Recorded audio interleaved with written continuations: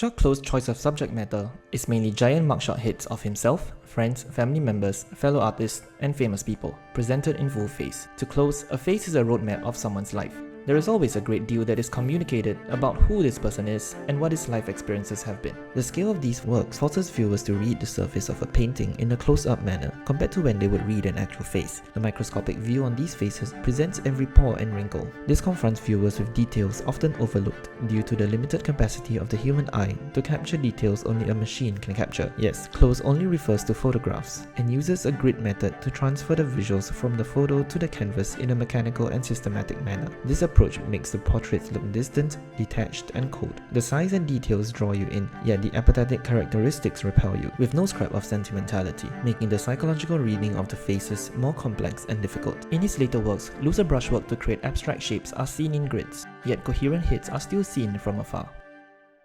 Since young, Chuck Close has had dyslexia and facial blindness, a cognitive disorder where his ability to recognize familiar faces, including his own, is impaired. Even when a person's head turns slightly, he would have a hard time recognizing her. This may have influenced Close's reliance on photographs, which helped him overcome this visual challenge. This may have also influenced his choice of subject matter, as he strove to scrutinize the faces over and over again in order to retain them in his memory and his consciousness, in an effort to capture their identity. By freezing them in large canvases through a rigorous process of studying each part stroke by stroke, Close attempts to reflect the struggles that he faces when he sees faces in real life. This disability may have been a serious limitation, but it opened new doors for treating the human figure in new ways. Facial blindness also led Close to believe that identity is a highly constructed concept made out of multiple data points. Unlike many of us who would instantaneously associate someone's identity with someone's face, Close would have arduously gathered other types of information to recognize the person. This worldview parallels the way his portraits are made of individual units and marks, which come together to create a coherent face when seen from afar. The art epicenter has shifted from Paris to New York, as many European artists fled to the USA due to World War II.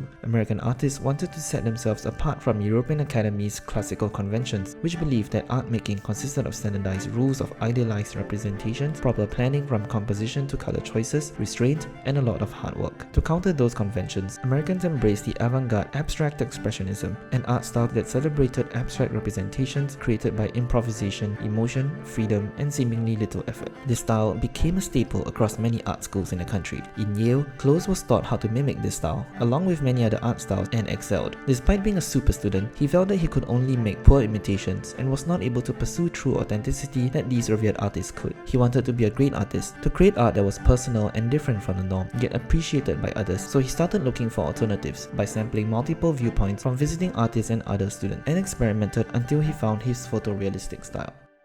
Close's grid style came from the desire to break new grounds that resisted the old conventions. He wanted to use photography that has always been loathed by artists due to its role in disrupting painting traditions of depicting reality. Therefore, Close chose to create artworks that were planned and not improvised, dispassionate and not emotional, impersonal yet personal, and a heavy reliance on technical prowess, intensive labor, and methodical processes. Influenced by Frank Stella, a hard-edged painter who showed a way out of abstract expressionism, Close also chose to create works that was frontal in nature, retain a sense of all-overness with no visual hierarchy, and showed no display of the artist's hand, yet employing unbelievable handwork. This explains his motivation to put himself through the arduous task of gridding every single artwork and working for laborious hours to achieve this revolutionary style. This method also allowed him to keep pushing his art style by imposing new limitations onto himself, such as changing the size of the grids or using other materials to fill each grid. This retains the element of surprise that he loved when encountering an artwork that intrigues, outrages, and excites the viewer. This became a style that he could call his own. Close starts by taking several photographs of his subject before choosing one of them. He draws a grid on it to divide it into smaller units and draws proportionately enlarged grid on the canvas that he will paint on. Then he will transfer the image square by square on the canvas, from the upper left corner to the lower right. Each unit is made from multiple applications of sprayed paint, applied at least 3 times to ensure that each unit has the same amount of pigment. This repetitive process takes about 4 to 7 months. This allows Close to achieve a photorealistic effect, as if the image was created by a machine. Despite using this photogrid process throughout his career, he always employs new challenges and restrictions onto himself in order to continuously evolve his artistic process and search for new ways to present his subject matter. He would use ink, watercolor, fragments of pulp paper, printmaking, and even fingerprints.